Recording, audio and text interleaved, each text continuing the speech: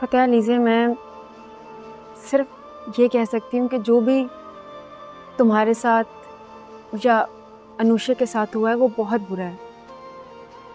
देखो, मुझे पता है कि ये बहुत कड़ा वक्त है, लेकिन तुम्हें हौसले से काम लेना होगा। तुम्हें खुद को संभालना है अलीज़े। तुम्हें सिर्फ खुद को नहीं बल्कि तुम्हें आंटी को भी संभालना है। अगर तुम इस तरह से कमज़ोर पड़ जाओगी तो आंटी का ख्याल कौन रखेगा यार? मैं टूट गई हूँ यार, बहुत बुरी तरह टूटी हूँ। तुम सही कह रही हो, अम्मी का ख्याल रखना है मुझे, अम्मी के लिए खुद को जोड़ना है। इसलिए मैंने सोचा है कि ये घर छोड़ के, बल्कि ये मोहल्ला छोड़ के मैं यहाँ से कहीं दूर चली जाऊंगी अम्मी को लेकर। और कहाँ जाओगी तुम? है एक ब्रोकर, उससे बात की है मैंने, उसके पास एक दो घर हैं। अम्मी की तबीयत थोड़ी संभल जाए तो उसके बाद फिर मैं जाऊंगी घर देखने के लिए। और अगर मैं तुमसे ये कहूँ कि एक घर है जहाँ तुम शिफ्ट हो सकती हो तो? अच्छा, कहाँ? कौन सा घर? किस इलाके में? एक्चुअली मेरा अपार्टमेंट खाली है अभी, तुम वहाँ शिफ्ट हो सकती हो। देखो लीजिए, मुझे इस तरह से देखने की ज़रूरत नहीं है। देखो यार, मैं एक्चुअली पाकिस्तान में उस अपार्टमेंट को सेल ही करने आई थी, पर सच कहूँ तो मैं सेल करना नहीं चाहती। उस अपार्टमेंट में मेरी बहुत सारी यादें हैं यार। मेरे पेरेंट्स के साथ वो गुजरे हुए हसीन लम्हे, मेरा सारा बचपन उस घर में गुजरा है। मेरा एक सुनहरी दौर गुजरा है उस घर में। मेरा दिल नहीं चाहता कि मैं उस घर को सेल कर दूं। और तुम वहाँ रहोगी तो मुझे अच्छा लगेगा। मैं जब भी साल में या 2 साल में कभी भी एक बार आऊँगी तो कुछ वक्त उन यादों के साथ गुजार लिया करूँगी। और देखो, मुझे किसी भी रेंट वेंट की ज़रूरत नहीं है। तुम वहाँ रह सकती हो, बस तुम्हारा यही काफ़ी होगा कि तुम वहाँ रहो। Thank you Navera, thank you so much. लेकिन तुम्हें पता है ना, मैं किसी का एहसान नहीं लेती, मुझे नहीं अच्छा लगता किसी का एहसान लेना। ओह अलीज़े, मैं जानती हूँ तुम बहुत खुददार हो।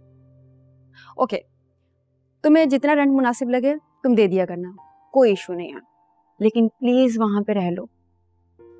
अच्छा ठीक है, मुझे थोड़ा टाइम दो, मैं सोच कर बताती हूँ। तुम अम्मी से बात करके।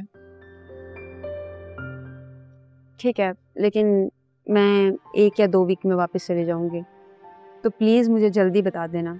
और मुझे अच्छा लगेगा अगर तुम शिफ्ट हो जाओगी, और मैं तुम्हारी कॉल का बेसब्री से इंतज़ार करूँगी। हाँ ठीक है।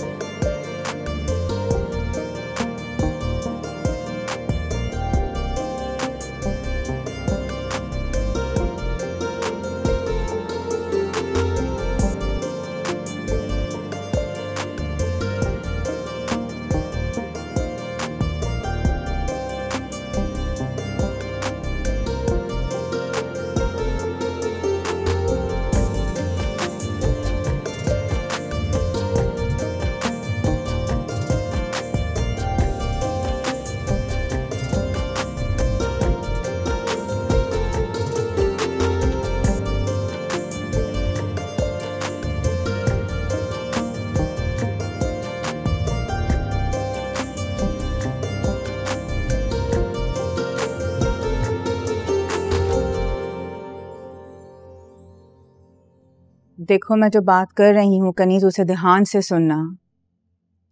पिछले दिनों जो कुछ भी हुआ है वो सब तुम्हारे सामने है। ऐसे में कौन आएगा तुम्हारी बेटी को बिहाने?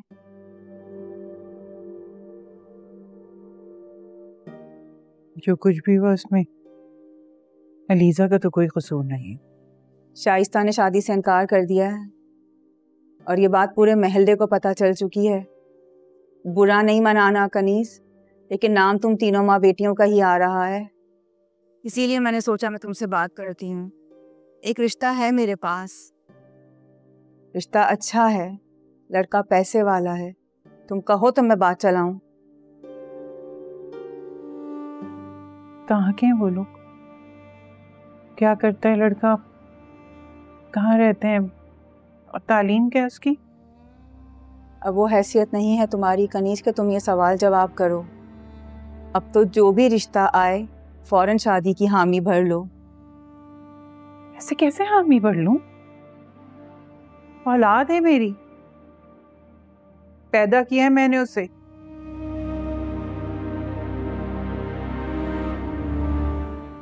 सखी औलाद है वो मेरी। 2 साल की थी जब उसका बाप गुजर गया। उसे तो बाप का लफ्ज भी ठीक से पता नहीं। मेरी उंगली पकड़ के उसने चलना सीखा है और तुम कहती हो कि बस मैं ऐसे ही हामी भर दूं, कुछ पूछूं भी नहीं। देखो, इन हालात में कोई भी रिश्ता नहीं आने वाला, और अगर कोई आ भी गया ना, वो पूरी तफ्तीश करेगा मेरी बहन। और अगर किसी ने उनको सच बता दिया तो इसीलिए मैंने सोचा मैं तुम्हें बताऊं। मेरे पास रिश्ता है, मेरा भाई है, उसकी 2 साल की बच्ची है छोटी। रुपए पैसे की कोई कमी नहीं है, रिश्ता अच्छा है। उसको सिर्फ अपनी बच्ची के लिए माँ चाहिए। देख लो, समझ लो, जो भी इरादा हो मुझे बता देना। देखो, इन हालात में अगर ये रिश्ता भी मिल रहा है तो उसको गनीमत ही समझो तुम।